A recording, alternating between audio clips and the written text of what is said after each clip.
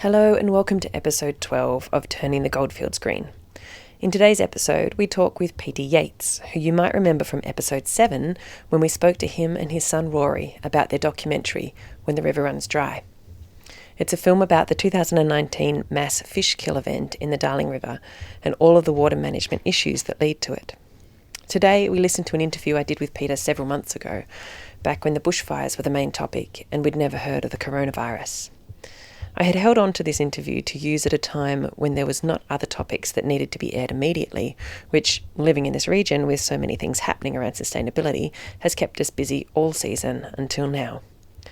And suddenly, this interview is the most timely and relevant one to air.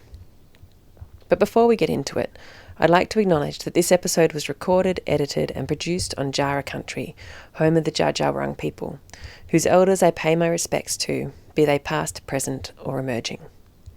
Peter Yates has worked extensively with traditional owners in various parts of Australia, and as you'll hear in this interview, he has a deep respect for the profoundly different way that they care for, understand and participate in being part of this country. Salt of the earth. Salt. Grassroots. Salt of the earth people. Grassroots change. Saltgrass. Listen to all episodes of Turning the Goldfields Green on saltgrass.podbean.com. I had heard Peter speak at the Mount Alexander Shire Council's Climate Emergency Forum and had found his comments insightful and eloquent. In this interview, recorded several months ago, we began our chat by talking about his life up to this point, a life that includes working with World Vision, travelling Australia with a young family in a gypsy wagon pulled by camels, and working with indigenous rangers in land management. Later in the episode, we unpack the ideas involved in deep adaptation, which is a concept Peter has been thinking about and discussing with others. It is a topic made famous by Jem Bendell, who published an academic paper in 2018 entitled Deep Adaptation, a map for navigating climate tragedy. The topic of adaptation, as opposed to deep adaptation, is an interesting one for me and something I will cover in more detail in future episodes. Funnily enough, it has been accepted by our federal government that we need to adapt and plan for change, but they still will not accept that climate change is happening, or rather, they will not publicly admit that climate change is human-induced. There is funding and research happening right now for adaptation to try and ease our way as a society into a future that may be impacted by climate change. For example, how do we adjust in central Victoria to the predicted changes of hotter and drier summers, less regular rainfall, but larger flooding deluges when the rains do come? And how do we prepare for larger and more frequent bushfires? Deep adaptation, on the other hand, is about what do we do if all of our systems don't just become stretched and strained, but what if they fall apart? Please look at the links section in the description of this episode for further reading on this topic. You can find it at saltgrass.podbean.com. So I'm choosing to air this episode now because it seems timely in this period of massive social disruption due to the coronavirus. Some would have called this type of thinking extreme before the coronavirus event that is disrupting every nation on the planet right now, and it's really only just begun. It's going to be a long time before things feel normal again. At the time I did the interview, I definitely felt like this kind of thinking was more hypothetical than real, but here we are, in a time when people are getting ugly over toilet paper, but also spontaneously pulling together and creating community in the way that just wasn't seen before this.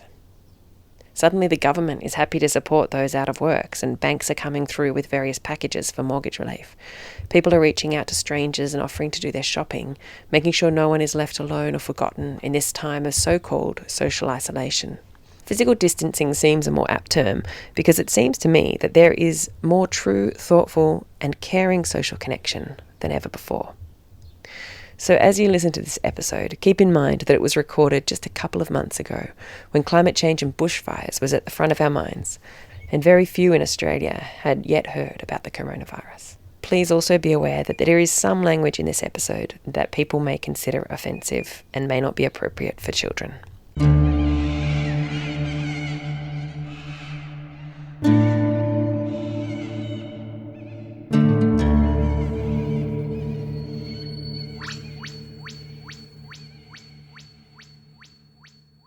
in researching you, I came across a Peter Yates, who is a church-going advisor to the gambling industry, has worked 15 years for the Macquarie Group as a banker, and is the CEO of Kerry Packer's media group, BLT. That's not you? Innocent. The one thing that Peter Yates has got going for him is that his younger brother ran in Kooyong against the Liberal Environment Minister. And that's Oliver Yates. yeah, Oliver Yates' brother. Right, okay. Yeah. There's another Peter Yates who's a film director who is worth $214 million net worth. I have a feeling he's dead too, so who'd want to be him? No one. And there's another Peter Yates in Alice Springs, who's usually known as Jilpy Peter Yates. I used to be known as Peter Yates the Hirsute, for reasons that are obvious to those who are around me. He's bald and I'm hairy. Yep. Anyway, he was involved in a casting in film across Central Australia, so he has a long history of working with Aboriginal people in film.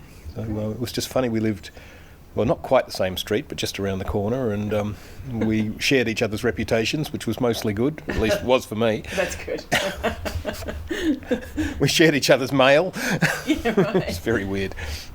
So this incarnation of Peter Yates, you have been known as the Camel Man, and you are an anthropologist, and you've been an advisor to World Vision. I worked as a consultant with World Vision on a food security project in Ethiopia, Niger and Senegal, and we were looking at introducing Australian acacias as a drought-tolerant food plant that would add resilience to the agricultural ecosystem in these places, which are very, they're semi-arid environments, terribly hot, and very much analogous to parts of northern Australia like Balgo or Elliot. If you know these places are hot and hard, and in Australia we can barely bring ourselves to put cattle on there. In Africa, millions of people live there, and they live off the millet crops that they can grow. In this, I'm describing the West African. Ethiopia was a different situation, but very harsh environment, millions of people. Amazing. Population growth rates to curl your hair, doubling times of 19 years, 21 years. If you haven't got a problem with population yet, come back in a few years, you definitely will have. Wow. And of course, these are the areas that are driving this huge migration pressures into Europe. We calculated that the combination of the benefits of the trees plus the food that the trees would produce themselves, the value of the wood they would produce for the local environment, all this would come close to doubling the agricultural output. And that was more or less demonstrated in a few trials, but it wasn't to be. And anyway, you do that, you double agricultural output in an area, well, in 21 years' time, you're back where you started. Yeah. So it got very depressing as a sense of, what's the bloody point? Anyway, it came to an end because priorities in World Vision changed, and here we are. Here we are in Malden, and you actually have the most beautiful property where you've got the hills at the back and you're looking out over sort of barring up area and the most beautiful vistas of rolling kind of land, and you live on a hill with, I love the bulbous kind of sitting up rocks, the same as you get at Dog Rocks on Mount Alex or Leanganuk. Yeah, it's a pretty lovely bit of country, and it grabbed us straight away. We came down from Alice Springs, and so we're long-term desert dwellers. 20 years in the centre, and didn't know how we'd cope. We had a son who was a hotshot soccer player at the time, and we needed to get him down to where he could play at a decent level, and that meant being within a reasonable distance of a capital city. And we thought, Castlemaine's reputedly a lot like Alice Springs in terms of the social world, so let's try there. And we went there and we just didn't like the country, all this degraded, thick, scrubby bush, and I was like, nah, don't like it. And we were actually on the verge of going up to the Hunter Valley to see if there was something out the back of Sydney, and we thought, I'll go and have a look at Malden.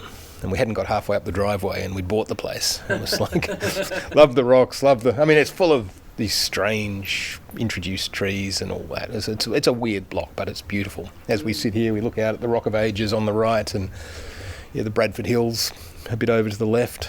It's a tough place to live. One of the first things I noticed as I drove up your driveway was a beautiful gypsy-esque caravan, which is something that you and your wife and child lived in for many years as you travelled. Yes, that wagon we built many years ago. Well, our oldest son is now 27, I think. Lost track, but about that. Yep. We were living near Druin in West Gippsland, and we had some camels down there because I'd had camels before that. That's a longer story, but we just were not coping with the Gippsland winter, and the dream built up of we wanted to just go back to the desert. But how do you do it with Rory was just born, so he was under one. How do you can't. Anyway, we cooked up the plan, let's build a wagon, train the camels to pull it, all of which we did. A lot of it was a bit edgy, but it was all good fun, and we and the camels learnt, and it all got better. And how long did you spend travelling around? It's northern Australia, the northern top end sort of, and central Australia. You were travelling around with your camels? Look, Australia's a very big place, so no, we never really got much past Alice Springs. Okay. We travelled up through western New South Wales and then across the Strzelecki Track, Flinders Ranges, South Australian deserts, and eventually we got to the Pitjantjatjara lands in the north of South Australia and got in touch with a guy I'd gotten some of my first camels off, or got with, rather. We worked together to get some camels a few years before, and Roger KPP said, well, we'll come and stay, help us break in some camels for a while. And so we sort of stopped for a cup of tea, and 5 years later we left. We left with an extra child and a sort of a career, so in inland management. So it was fortuitous or an eventful stop. What was your role in land management? What sort of things were you doing? It was a funny time. I sort of inherited this job mainly because there was no housing and we had a camel wagon. So here I was the one-eyed man in the kingdom of the blind in a way. Yeah. I found myself in charge of Anangal Pitjantjatjara land management unit, which essentially was supervising 12 indigenous ranges and working out a land management strategy with people. What do you want to do with this land in the whole scope of what that could be? And just working out how to run a ranger project when the values of government who are providing the money and the values of indigenous people were so utterly different, and trying to kind of be the grease between these two implacable, not enemies, but they constantly looked past each other, talked past each other, didn't understand at all.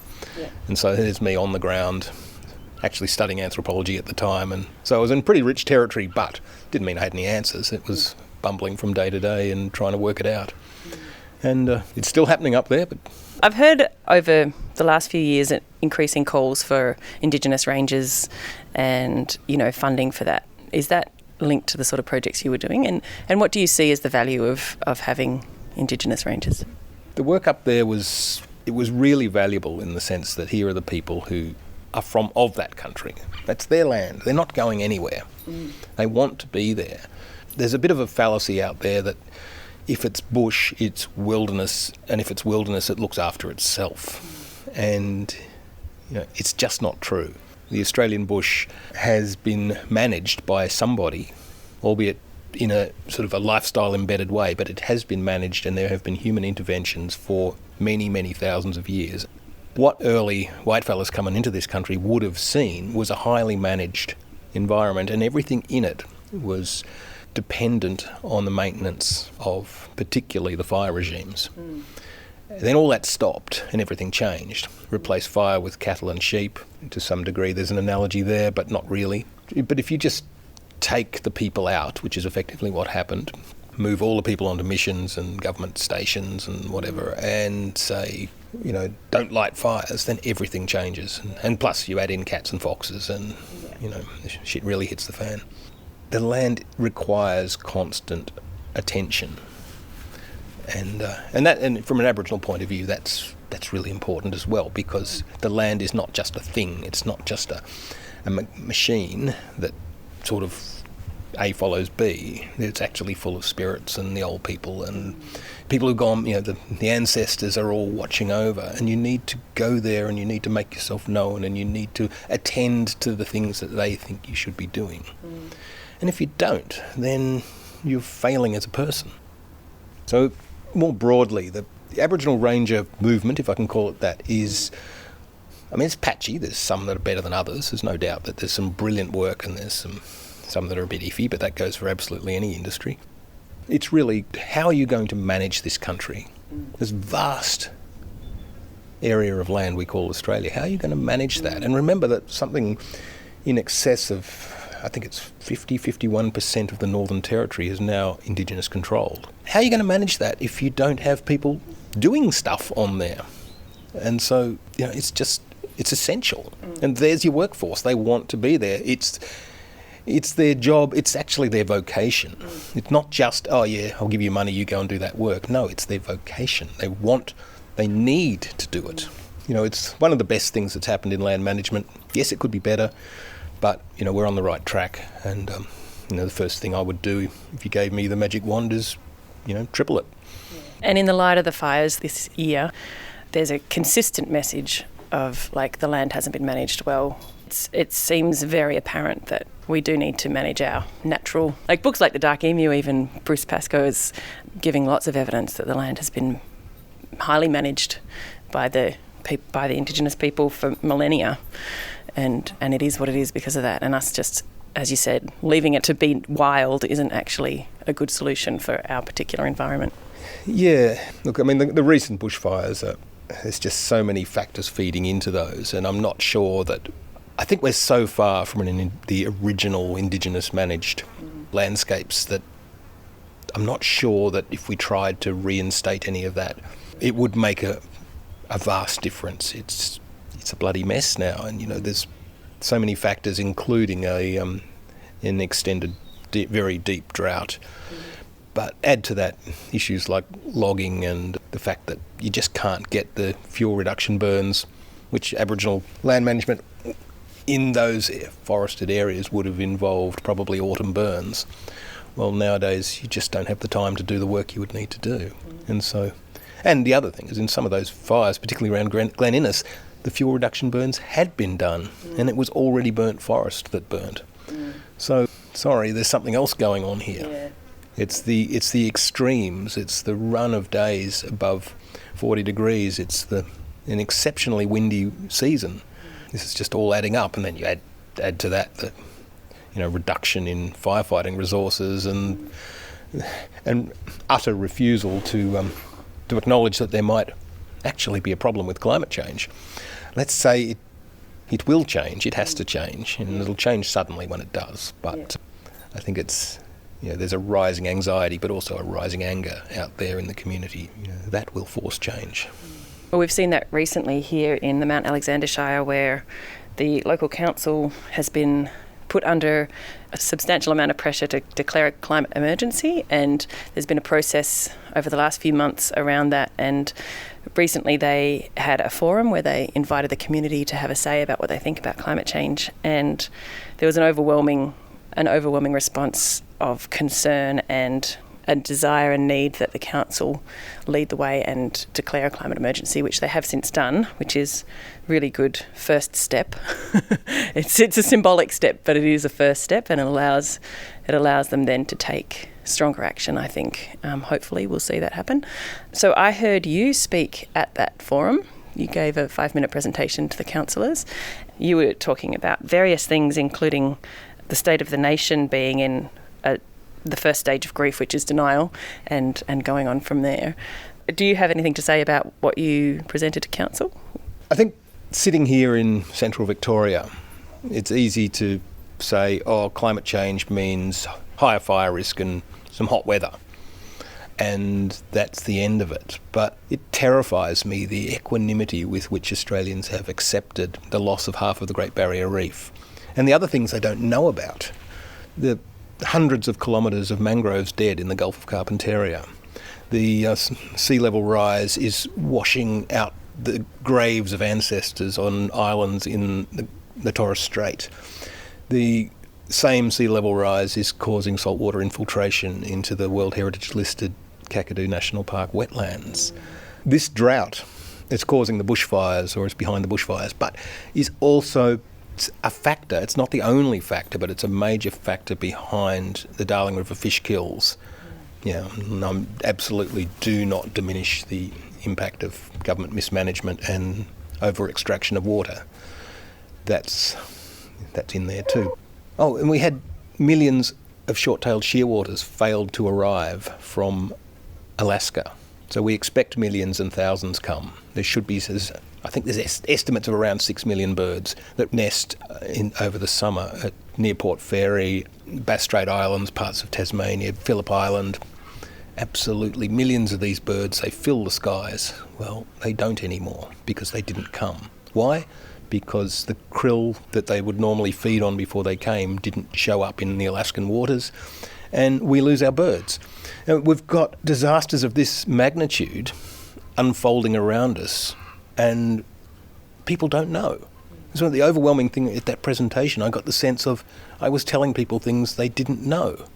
I felt the councillors sit back on their haunches as though, oh shit. So if you think that we're insulated from that here, well, we are for a little while, but we'll suffer a 44-degree day, but that's not unheard of. But a 50-degree day is, and that's in the foreseeable future now. It could be this year. It could be next year. But it will happen. And will we have a fruit industry in Harcourt after that 50-degree day? Will we lose native birds? The costs of this are just going to mount. To me, the biggest costs are... Well, the cost of the environment is one thing, but this climate change thing is a symptom of a disease. The disease is based in the way we live and the way we see our place in the world. And I would argue, along with people a lot cleverer than myself, that we are a part of the earth. We are not separate from it. We are not rightly lords and masters of this earth. And, if you want evidence of that, I think look at the depression amongst people who really understand that climate change is happening. That depression is a symptom because we are part of something that is sick and it infects us. I mean, you can't sit back and watch the world everything you love disappearing from under your feet and not be affected. But I think it's more systemic than that, and I think we're in for some very dark times ahead. So you have started gathering some like-minded people to just informally discuss ideas around deep adaptation. Can you talk a little about that? Yeah, so deep adaptation is an idea that comes out of the UK. There's an academic there called Jem Bendell who wrote a very influential paper essentially saying it's likely that we have moved from a linear phase of climate change into an exponential non-linear phase, meaning it's likely to accelerate. We may have passed tipping points that will render us ever deeper in the problem, quite unable to stop it perhaps. So Bendell's thesis is if this is true, and we, for the purpose of his argument, we assume that it is true, then for one thing it can always be worse, so you always have to do everything you can to mitigate, and there's absolutely nothing in the argument to say this shouldn't. But we have to realise that we are facing a time when civilisational collapse is highly likely. The way he puts it is we're now at a time when civilisational collapse is almost inevitable and species extinction, that is of humans plus countless other creatures, is actually, possible. I mean, we get up around 6 degrees of warming, and you have to understand the Paris Agreement puts us in the field of 3.2 to 3.6 degrees of warming. We're not even in the field for the 1.5 aspiration. Nobody's taking that seriously. Nobody expects to achieve that. So it's going to change, and it's going to change badly. So what do we do as humans with children, as humans who, love our planet? What do we do? The deep adaptation says, well, you need to look at relinquishment, the 3 R's of Jem Bendell. Relinquishment, what are we prepared to let go of, or what must we let go of, simply because it's not possible or because we realise, we can't do that anymore. We can't just drive around in our cars endlessly. We can't fly when we're overseas for a holiday just because we feel like it. Resilience is the second one, and building resilience is something that was been talked about for a long time, ever since the early 2000s. People were talking about peak oil and panicking about that, and resilience was the answer, and the problem has changed. It's funny reading back on the old material. Peak oil was the big disaster. We're about to run out of oil. We won't be able to afford any of this, and everything will have to change. And climate change is just this little thing in the background. This is, and climate change. It'll be really bad. climate change. And actually now here we are facing the reality of climate changes. We find ourselves in this world where everything is under threat. And goodness, but resilience is still the answer. And that resilience, well, it could be many things, and I think we're still teasing that out. But it's about local economies. It's about doing a sensible amount for yourself whilst being dependently linked to the people around you within a reasonable distance. It's about not being utterly dependent on a machine, like the big multinational machine that delivers all our wants just as long as it works. If it were to suddenly stop working, then what would we have? What would you eat for dinner tomorrow night if the machine stopped working? So if the local supermarket no longer had dairy from Gippsland and meat from the Netherlands, what would you eat? Yeah, and what would you eat? Well, I mean, and how would that come about? Well, for starters, a severe weather event can take out power for days on end. So the local supermarket just lost all its freezers and refrigerators. So yeah, we've all survived that in a minor way. But what if it was really severe? The three R's. The third R, restoration. So it's what skills do we need to be thinking about regaining or bringing back, or some of the old trades. Or now, when I started thinking about deep adaptation, I thought, oh well, it's okay. I've invested a lot of money on this place, putting in an off-grid electricity system, and all the efficiencies that have to go with that. We're 90% independent in terms of water, and all this stuff we've put a lot of effort into, and we've got an orchard down there, it produces all our fruit and blah blah blah. All fine, but all right, so just think about the power for a minute. In a situation of civilizational collapse, you can't just jump online or go down to the shop and buy some new solar panels or some new batteries for your system, which just died, because they do. You can't just go and buy a new inverter. So where are you going to get one? Sorry, you can't get one. The system is no longer functioning. All of that high-level technology is a thing of the past. So, okay, I've invested all this, and my solar panels will last 25 years, if I'm lucky. And then what? Yeah. I mean, I wonder how many listeners know how to make a solar panel, let alone an inverter. So there's a kind of a step down of technology. At the end of the day, you're back to candles. Is that what we want? Well, we might not have a choice. People still need to eat, so farming may need to revert to old, proven technologies like horses. Now, not saying this is absolutely essential, but it is essential that you think about it. And if nothing else, this getting together in this group puts these possible realities firmly in front of you and makes you sit up and take notice. Oh, right. This is how serious it could be. We just mooch through life imagining that everything's solid. Yeah. But climate change means that it's not solid. There is actually nothing solid anymore. Yeah. We really need to just approach the future with that in mind, that you can't trust the system to deliver the things that you always thought were going to be there. Things are changing enough anyway with this sort of endless march of technology and this thing we call progress. But that's all going to be derailed. In all likelihood, it will be derailed. And then what? Yeah.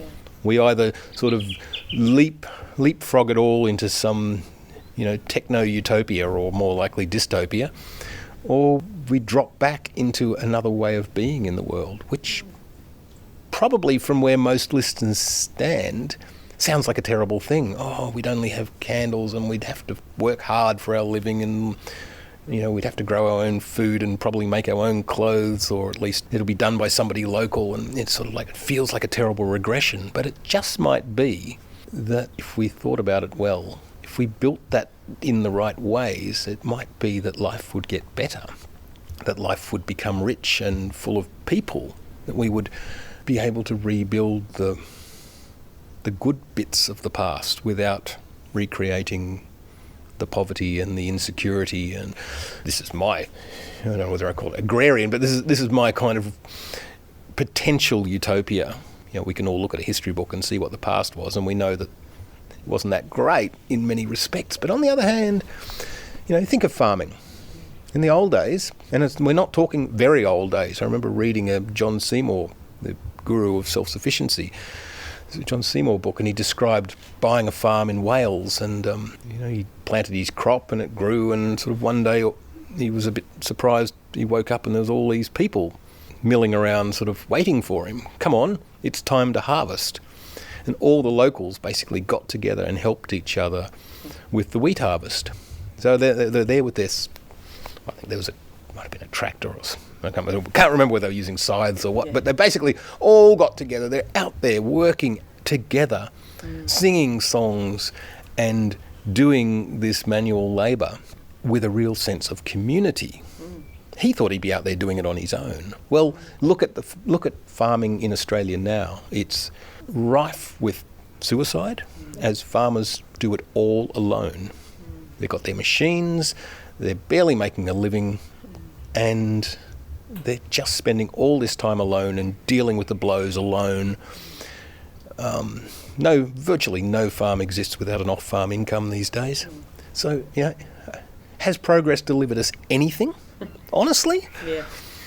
The other day we were talking, and you were talking about farming and what it could mean if it was really considered, a truly deeply considered, almost spiritual kind of practice.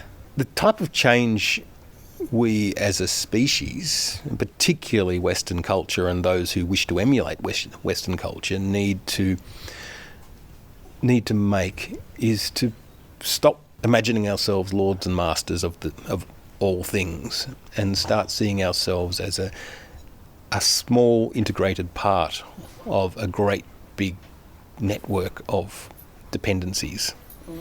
Those relationships are what matter. Just like in a healthy human society, relationships are what matter. No, Margaret Thatcher was not right. Society is not a collection of individuals striving to make their way. Society exists, and it's a group of people who care for each other.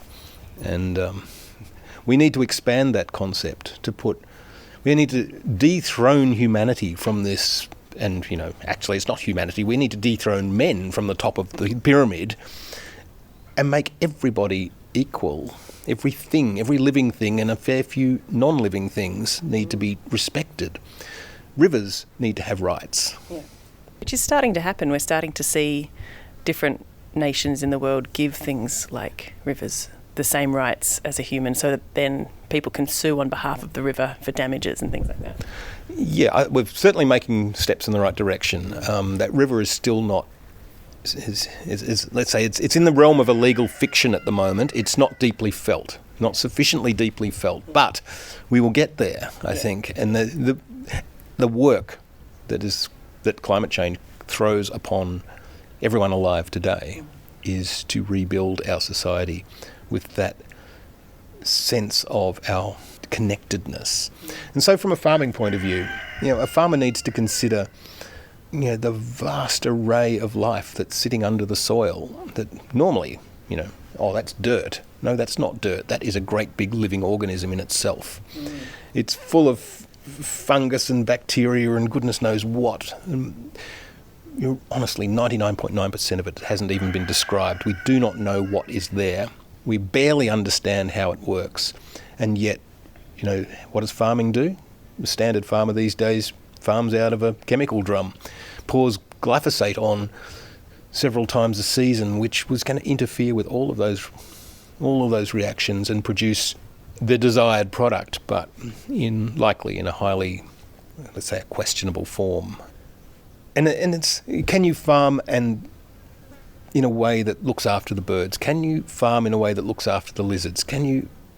It's like everything needs to be considered in this, because everything is a part of our world. And we've got to change the values from that kind of blind neoliberal, everything can be converted to a dollar mentality, to one of, I measure my success in terms of the relationships that exist on this piece of land, the relationships between everything.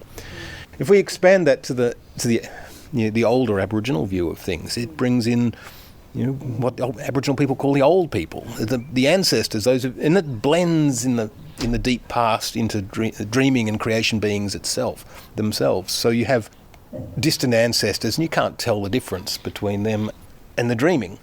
And those people, in inverted commas, are watching over and feeling everything you do. So there's a sense of value, a sense of, I have to do only what those old people would approve of. Now, if you start seeing the world that way, it really changes everything you do. I can come up with 3 very, very plausible triggers for a major dislocation, if not collapse, of Western systems. The first of those would be, already we're seeing extreme weather. We're seeing a massive drought in New South Wales. It's only going to take a few crop failures in the same temporal period. So over a 2-year period, let's imagine the Victorian wheat crop fails and the Western Australian wheat crop gets a disease caused by stress or whatever changes. Let's imagine the Russian wheat crop suddenly faced with unusually humid temperatures, all goes down to a rust. A series of storms ruins the corn crop in the US Midwest. All this happens over a 2-year period. We have approaching 8 billion people on this planet. We actually sail very close to the wind in terms of delivering the calories people need as it is, and we're having to double our food production over the next decade. It's under the conditions of depleted soil and unpredictable climate. And we expect it takes one extreme day to destroy a crop across a whole region. And we saw this, I think it was back in 2016, 2015, in central Victoria. There was one horrendous day. It was only 36 degrees, but howling wind after a very poor winter rainfall period, and the entire wheat crop was fried. One day did that. You just imagine this replicating across different areas. Suddenly there is not enough food. Now, we in Australia, we might be right. We're rich, but millions, possibly billions of people around the world will be starving. What are we going to do about that? Are we going to have any capacity to do anything about that? And if it happens again and again, we might not be so lucky. That may not lead to the collapse of the Australian state, but it will certainly change the world in a very dramatic way. Okay, scenario 2 is one that the Australian military has actually advised our government is a very real scenario, and that is extreme weather events such as a cyclone causing massive flooding in South Asia, Bangladesh particularly, and unleashing anything up to 100 million climate refugees. Now that, for starters, will create massive conflict in India. You don't know where that will end, with nuclear-armed Pakistan and India, and a fairly volatile, an amazingly successful society on one level, but increasingly volatile. And imagine if even a proportion of those people said, yep, Australia's the place to be. Now, we can't handle a few thousand refugees. How are we going to handle tens of millions of refugees? This will completely change everything. And it's real. I mean, if the Australian military is saying this is real, I'm guessing it's pretty real. In the third scenario, we're already seeing isolated events of this. But with melting of permafrost in Russia and that region, we're seeing ancient diseases appearing. And so, thus far, they've killed reindeer and the odd human. It's entirely possible that one of these won't stop there and will spread very quickly. It's probably the least likely of my 3 scenarios, but it's also got a massive potential for disruption. And I'm sure there's 10 other scenarios out there. These are just the ones that I've been exercising my brain on. And it's not a pretty thought, any of them. And from a deep adaptation point of view, you have to say to yourself, what are the values that you want to hang on to? And so I, for one, think we could do a bit better on refugees. But what am I going to think when 100 million refugees are pouring through Indonesia and overwhelming the world I know, the country I know? not with any malign intent. They just want shelter, they just want water, they just want food, and we will not be able to provide it. So where do my cherished liberal values go then? And I'm sure there'll be plenty of people who don't share those values. There'll be plenty of people who are saying send in the army. There wouldn't be enough bullets in the country. But that's the scale of the problem. And really, better take it seriously, because it's really that massive event in Bangladesh is a matter of when, not if. With rising sea levels and increased ferocity of storms, it's going to happen. How it unfolds from there depends on 100 different things, but in one scenario, or in every scenario, you can see massive loss of life and massive movement of people. And we know we are a destination of choice. So the process of deep adaptation is actually just to try and foresee all the far-reaching scenarios of climate change and then start thinking now about what we might need to do in 50 years. Or 5 years. Yeah, it's the practical things, but it's also the cultural and emotional things. Understanding that this would be a very difficult time emotionally. There's going to be terrific mental health hurdles to overcome, to deal with. We need to feed ourselves. We need to take care of what we have left. We need to know what's worth saving and what is not. We need to bequeath to those who come behind something to make life worth living. And there's a certain point at which that's probably not possible. And that depends right now it depends on politicians, but pretty soon, and perhaps already, it's out of their hands and it moves into non-linear feedback territory, and then honestly we don't know. We just don't know what the future holds, and that should scare the hell out of everybody. So a nation like Australia before colonisation was actually 500 nations, all sort of collaboratively working and having relationships between different areas and groups. And if the nation as it stands now, with one federal government and 7 states and territories, if that all sort of collapsed, would we end up with many, many local regions again, do you think, who are without one big overarching government body? It's hard to predict such things, but I think that if there is a good future to be built, to be found, a big part of that will lie in a lot more of our governance being locally based. Now I'm not sure whether that means like the equivalent of our local shire councils, or even more local than that. The management of resources really needs to be done by the people who depend on them, and that has really big problems. I mean, I've done a lot of work on the Darling River, and the issue there is, if we had local management of water, then of course all the water would be taken by the people upstream, and to hell with those downstream, and that's exactly what's been going on, aided and abetted by the government. So there has to be an ethic that runs through it, which says that we care for everybody up and down that river, or any river, that the water that flows there has rights of its own, and that everybody up and down that river has rights. That the platypus has rights, and the cod. Yes, platypus, everything around that has rights, and we must, we might, inverted commas, own this bit of river. We might care for this bit of river that flows past us. But I suppose the point is that the water that flows there is not seen as a productive resource in an industrial sense, which it is. The upper reaches of the Darling River, it's a production factor. We need water, we need labour, we need this, we need that. These are just production factors. We need fertiliser, we need Roundup. All these things go into making money. And we need, that rejigged society that actually cares about relationships and cares about everything says, well, it's important we grow food, and we can grow food, and it uses a very small proportion of that water.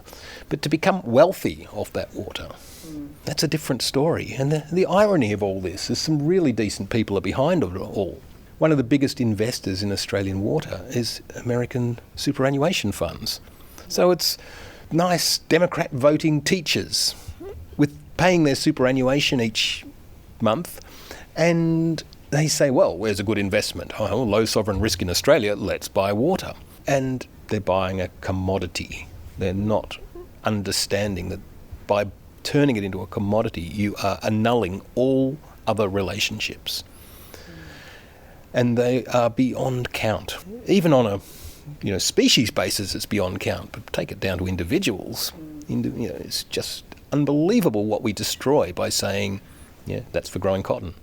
So if your magic wand is waved and you were the Prime Minister of Australia right now, what would you do? Goodness, I would try to position this country as a leader in renewable energy, a leader in dealing with climate change. We could have done this at any time in the last 15 years, and the stupidity of politics got in the way of that. People just playing for votes and dog whistling to various bigoted portions of the population. But I think we really need to... If I was Prime Minister and I really did have that magic wand, I think I would want to put in place laws against ecocide. I want redress. I want to know that the people who destroy the environment can be and will be held to account. And there's a global movement pushing for that. But, of course, not too many politicians are going to be in a hurry to create the laws that will indict them in the future for backing neoliberal models over, this strange idea that humans aren't the be-all and end-all. We aren't, the pinnacle product of the universe, of life on Earth, is humanity. I don't think so. I think it's very challenging, especially there are certain mindsets where they will just never believe that they are not, put on Earth to rule. Sure, it's hard to see some people changing, but this is not something that's going to happen overnight. I don't expect it to. It's something that's been building actually since the late 1800s. This awareness, people are getting there, and is it growing or is it not? We might be in a period of retreat right now. I think that the sudden realisation that climate change is real and present danger will possibly cause another tipping point.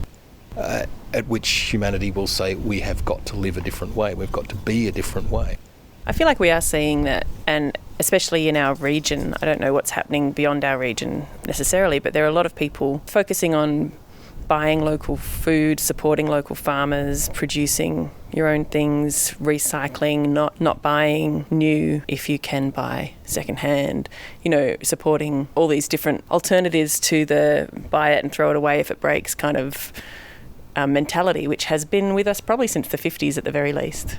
Yeah, look, all those things you talk about, recycling and just using less and all that, these are all great things and we need it. But to my mind, these are still tinkering around the edges. We need to do these things, but we need to do more. And that more is to look inside ourselves and really place ourselves in a really committed way as a subservient part of a whole instead of a dominant part. And if everybody can do that, and I'm saying some portions of society may never get there, but if enough of us do, then we can at least create the laws that will hold the others in check.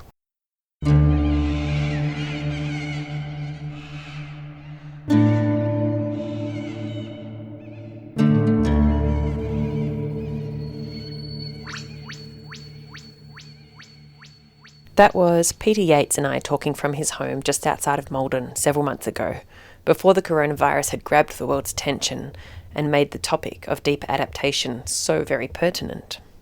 I'd like to make the point, before we wrap up, that just because the coronavirus is slowing our headlong sprint over the cliff of climate change, it hasn't resolved it. The virus is a short-term problem in the scale of things compared to the larger and much more devastating effects of climate change. It is hard to make the kind of drastic changes to our society, our rules, our lives, as has happened with the coronavirus, unless the threat is imminent. But the threat of the coronavirus is only to humanity, and only to a portion of humanity. We can still farm and produce food. We can still live in our homes and have electricity and running water. So let's not forget that as dire as this situation is right now, it has nothing on the threat of climate change. Ecosystems collapsing and unstable weather will mean that farming may not be possible, and our homes and easy access to water may not be able to be taken for granted.